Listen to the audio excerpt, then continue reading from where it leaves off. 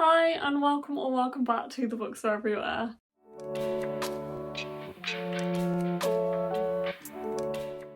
So this may look slightly different, but we are back months later with a game of TBR Mini Golf.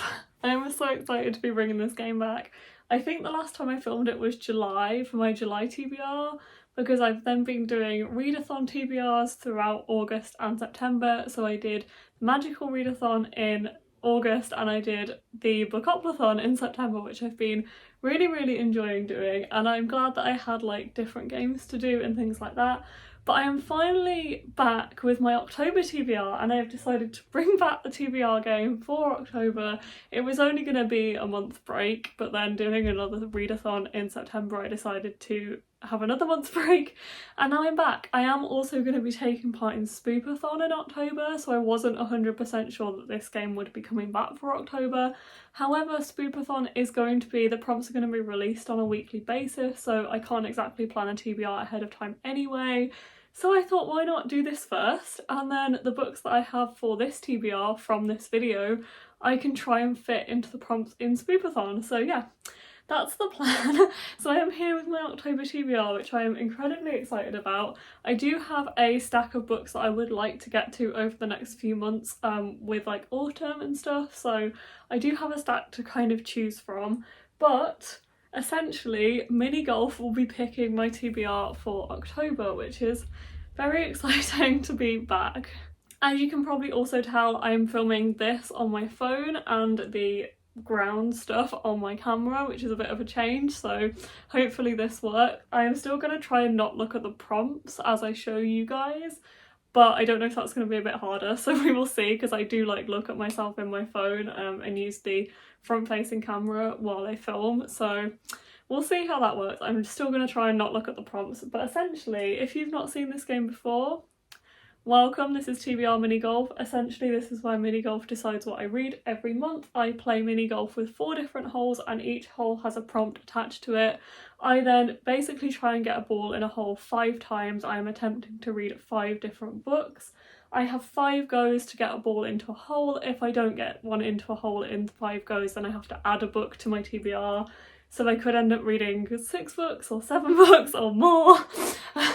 Who knows where this is gonna go. And if I do score 3 hole-in-ones in a game, and if I do get 3 hole-in-ones in a game, then I can choose to switch a prompt if I maybe didn't like one, or I feel like I'm like forcing it that month. I can switch it if I would like to. I think that's essentially all of the rules. I would usually start this video by going through what I read last month for the last TBR Mini Golf and how I like succeeded or failed, but seeing as I haven't done this since July, I don't think I'm really going to do that this month because it's a long time ago. I did read all of the books on that TBR, or I have read them since, and it'd be a bit weird to do like a Bookoplathon September wrap up in this video with you, so I'm just going to go straight into the game basically. So I think that's all the rules. I do need to pick another 2 prompts for orange and for blue, and then we will get started. So let's try and pick these prompts. So I have a box here. I am going to try and do a lucky dip. I'm going to also try and not look, but I don't know how I'm going to succeed with that. I'm going to choose this one, okay. I didn't see that because I just looked at my face, but hopefully you guys saw it. I'm going to put this one on orange. And the next one for blue, I am going to go with this one. I think that's the right way up.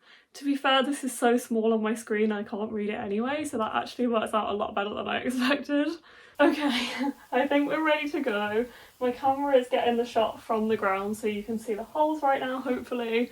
I am going to start by trying to get some balls into these holes and seeing what I get. This actually works better because the camera angle is wider on my phone, so when I'm like trying to do this, I'm not like crouching down out of the shot. So far so good. But round 1, let's go. Oh, I nearly got it in green, but I am quite far away this month.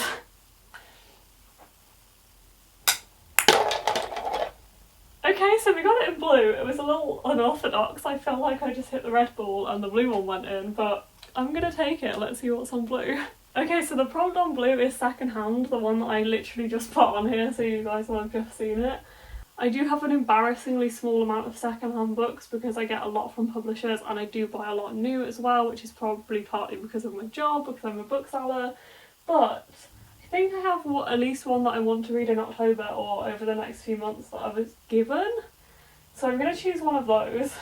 So I'm going to choose Payback's A Witch by Lana Harper. This one Amy actually gave me, so for me it's secondhand. I know that's not the same as buying it from like a secondhand store, but for me it did come from somebody else, it was gifted, so thank you to Amy for this one. So this follows a girl called Emmy Harlow who's a witch, and she comes from a town called Thistlegrove that she is self-imposed an exile from because of her family history and also because of a guy called Gareth Blackmore, who is heir to the most powerful magical family in town and his, as far as I know, her ex. So she goes back because of a spellcasting tournament and she just wants to do her familial duty, spend some quality time with her best friend Lyndon Thorne and get back to her real life in Chicago. But on her first night back at home, Emmy runs into Talia, who is fresh off a bad breakup with Gareth Blackmore. Talia had let herself be charmed, only to discover that Gareth was also seeing Lyndon, who is Emmy's best friend. And now she and Lyndon want revenge. Only one question remains, is Emmy in? It sounds like it's going to be a great romance, maybe? We'll get a touch of romance. I like that it's set in a magical town of Thistlegrove. It kind of sounds like it's like the X-Hex, which I read last year and I really enjoyed. I love this cover as well, so yeah, I'm excited to be choosing this one as my first book for my October TBR. Okay, so now we need to choose a prompt to replace the one that I've just taken off Blue, and I'm going to go with this one. I think that's the right way up. Okay, for book 2 out of 5, let's go. That was a bit forceful, but we didn't get it in green. Okay, I didn't get it in green that time either. I'm not really aiming anywhere, I never really do, by the way. I missed again, that means I only have one more shot, so I might go for orange because that does tend to be the easier one. Okay, I'm going for orange this time. I missed. Oops, I'm now reading 6 books in October. Okay, for 2 out of 6 books, let's try again. Okay, I did just go for orange that time because I needed to get it in this time, but let's see what's on orange. Okay, I have a friend pick. So I'm going to message a group chat and ask them to choose a book for me to read in October. I may send them a pile of books because there is some that I really want to read in October. Could get them to choose from that, so we'll see. Okay, so I sent a message to a group of friends saying that I need one of them to pick me a book for October. I did also send a stack that I would like to read in October, but anything on my TBR is fair game. Alex has just replied saying Mexican Gothic. Okay, we're reading Mexican Gothic. Thank you, Alex, for getting back to me so quickly. She chose one off the stack that I would like to read, so I'm gonna just grab that one. Okay, so I feel like this one has become a staple of modern Gothic literature, which I'm very excited to read. I've never read anything by Silvia Moreno Garcia, so this one will be my first one, which I'm very happy about. And this one is following a glamorous socialite called Naomi, who has a life full of parties and entertainment, but then she receives a frantic letter from her newlywed cousin who is begging to be rescued from a mysterious doom. So Naomi then heads to High Place, which from what I understand is this mysterious Gothic castle or mansion, and that's where her cousin is living with her new husband and his family, who are the secluded Doyle family, which is a silver mining family. Naomi becomes quite worried about this family. She finds that there is a menacing new husband, a foreboding father, and some other relatives. And then the house itself begins invading Naomi's dreams with visions of blood and doom. She must tread carefully, for there are many secrets behind the walls of High Place, and Naomi may soon find it impossible to leave this enigmatic house behind. So yes, I'm very excited to read this one, read my first Silvia Moreno Garcia book. Thank you to Alex for picking this one off the stack of books that I would like to read in October. Okay, so for the next prompt I am going to choose this one. I think that's the right way up. Okay, for the 3rd out of 6 books, let's go. Keep aiming for the green and just like going straight through the middle. Yay, I got it through green that time. Let's see what the prompt is on green. Okay, the prompt on green is fantasy romance. I have the perfect book for this, which I'm so excited for. so I'm going to pick that one. I'm going to pick The Ballad of Never After by Stephanie Garber. This is the second book in the Once Upon a Broken Heart trilogy. I say trilogy, I've just found out that there is a third book going to be released next year, but I don't know if there'll be more. We'll see, but I'm going to say I think trilogy. I think a lot of people, myself included, thought this was going to be a duology, so finding out there was going to be 3 was actually a bit of a shock. But anyway, this is the second book in the Once Upon a Broken Heart series by Stephanie Garber. This is following Evangeline Fox, who is one of the characters from the Caraval series. So I won't tell you too much about this one because it is a spin-off series, and I would recommend reading the Caraval series first, which I just love the Caraval series, so I would recommend it anyway. But the Caraval series follows 2 sisters, Scarlett and Donatella, who basically travel to this island, I think it's an island, where this mysterious game is held, and it travels around basically every year, and this year they can actually go to this game. This is basically a life-size game. Once you're in the game, you don't know what's real and you don't know what is happening just in the game. It is mysterious, alluring, magical. I just love that book so much. Like, the first book is just absolutely impeccable. Love the series, and I really loved Once Upon a Broken Heart, so I'm very excited for this one. And I think we can safely say that it's going to be a fantasy romance, so yeah, I'm excited for this one. Also, massive thank you to Hodder for sending me a proof copy of this. I was very, very excited. Okay, let's replace the prompt on green. I am going to go with this one. I think it's that way up. Okay, so for my 4th of 6 books, let's go. Nearly got it in that time. Yay, I got it through turquoise. Let's see what the prompt is on there.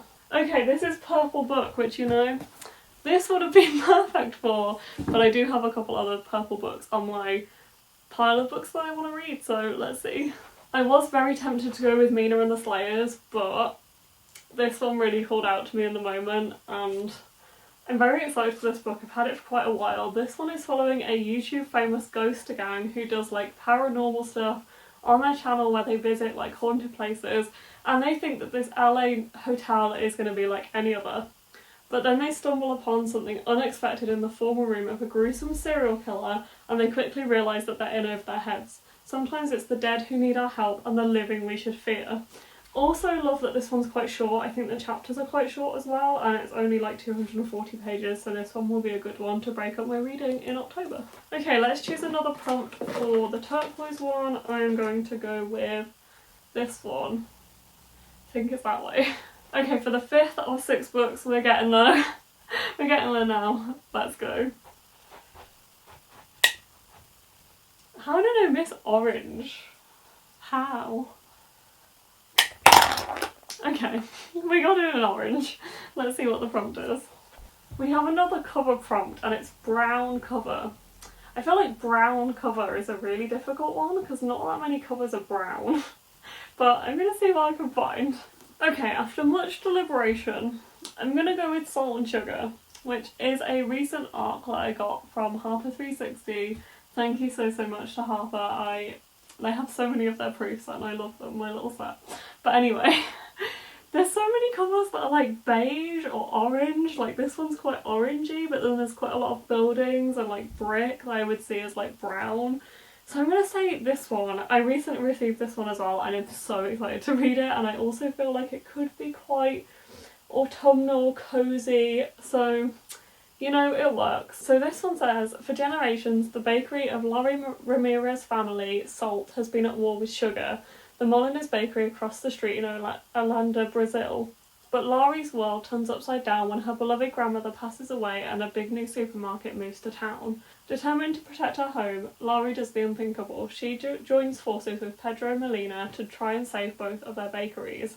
Laurie realises she might not know Pedro as well as she thought, and she may even like what she learns, but the question remains, can a Ramirez and a Melina truly trust one another? This is a contemporary take on Romeo and Juliet, which is where the debut author is from, so I'm very excited for this. And it also says it's filled with mouth-watering pastries and baking scenes, which I love. I've been baking today. I'm definitely a baker and I love reading about books that are like set around food and baking, so yeah, very excited to be adding this onto my TBR. Okay, so I need a prompt to replace the one that I just took off orange, and I'm going to go with this one. Okay, let's go for my 6th and final book, hopefully, unless this goes horribly wrong. It kind of went through blue. I never really count it when it doesn't go all the way around. Let's try again. Okay, I went through green though, so let's see what's on green. Okay, the next one is past 10 bought or received. And I already have like a stack that I've literally just received in the past few days, but there is one on there that's kind of following the same lines as the last one that I would really like to get to. And it's a graphic novel, which I feel like would be a nice cozy one for autumn, so I might choose that one. So this one is Crumbs by Danny Sterling. This was also sent to me by the lovely Elle at Harper, so thank you so much. This is Elle from Harper Insider, which is basically like a service for Waterstones booksellers. She is an absolute angel. She just like found an extra copy of this and sent it to me because she knew I wanted it from months ago. So shout out to Elle because I love you and the book she sent me. But yes, I'm very excited for this one. This is a graphic novel. It is in full colour in the final version, and there's like a little photo at the start of like what it will look like in the final version, or what it looks like because it's already out. But this is a black and white version because it's a proof version. This one sounds so cute. It's a webtoon, I think, yeah, with more than 11 million views and over 280,000 subscribers that has been turned into a printed graphic novel. And it says it's set in a very special town. There's an even more unusual bakery with a selection of baked treats handcrafted to help your dreams come true. For Ray, a quiet young woman with special powers of her own, the order is always the same: a hot tea with a delicious side of romance. When Ray meets Laurie, the kind barista who aspires to be a professional musician, she gets a real taste of love for the first time. But even with a spark of magic, romance isn't so simple. Both Ray and Laurie are chasing their own dreams, and even when Ray starts to see the future, she can't predict her fate with Laurie. Sounds so cute. I'm excited to be adding a graphic novel, and I feel like these two together, I could do like a great reading vlog for these two. Maybe I'll read them in the same week or something. But yes, that's my 6 books that I'm going to read in October. I will just give you a quick rundown. So this is the stack. For the first one we had Secondhand, in which I chose Payback's A Witch. And then we had Friend Pick, so I got Mexican Gothic, recommended or told to read by Alex. And then I got Purple Book and I chose Horror Hotel. And I got Fantasy Romance, so I chose Ballad of Never After by Stephanie Garber. Then I got Brown Cover, so I went for Salt and Sugar. And finally Past 10 Bought, and I went for Crumbs.